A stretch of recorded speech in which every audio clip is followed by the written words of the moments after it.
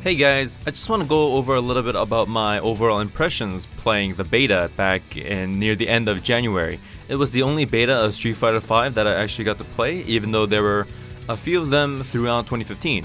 I just never got a chance to play it because I never pre-ordered it by then.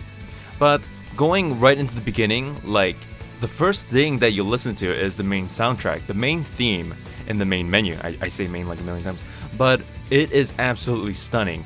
You know, the first soundtrack that you hear is pretty much the overall impression that you're gonna get throughout the pacing and the tone of this game, just from audio-wise, and it does a very good job setting up the pace and hype.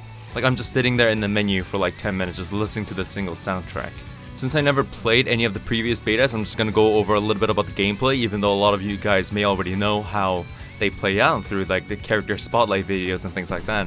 But just from my opinion, it felt very fresh and new compared to Street Fighter 4. I mean, we've had Street Fighter 4 for 7-8 years, it's still a very good game, but I was kind of worried that this game might be a little bit of a Street Fighter 4 clone, but I was completely wrong and it felt so different. Everybody had their V skills and V triggers that differentiate themselves even more so than their character design and their movesets, right? You had Ryu and Ken always in a Street Fighter game, but Street Fighter V separates those two so well. Although there are similarities, let's say the trademark Hadouken, right? Ken still plays very differently, even from number 4. I like the diversity that they added. Even though the game starts off with 16 characters, it's 16 characters that are not clones of each other. The characters just felt badass, man, that's all I'm gonna say. Bison, I love Bison. I felt like he had more options and things like that. He just felt badass. Nash too, my god, he probably has the coolest critical art in the entire game. I think one thing that I've noticed that I think is beneficial in today's day and age is that Street Fighter V felt very open to casual players.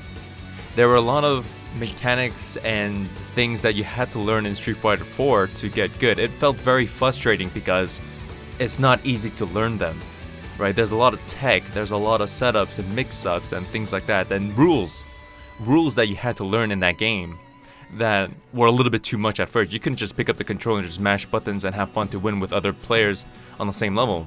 Street Fighter V, from the get-go, they give you a basic tutorial as to how it's done. They give you command move tutorials, simple rules, blocking mix-ups, grabs, footsies, V skills, V triggers, critical arts, right?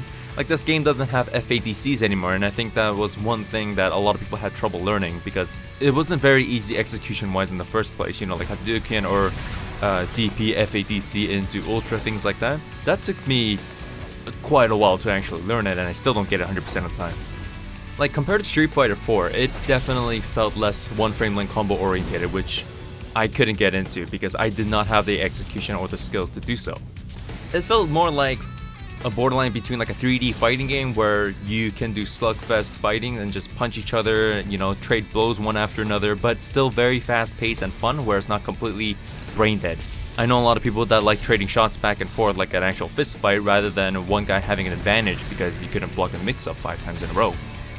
But going a little bit over to the online aspect of things and netcoding, cross-platforming, right? The biggest question.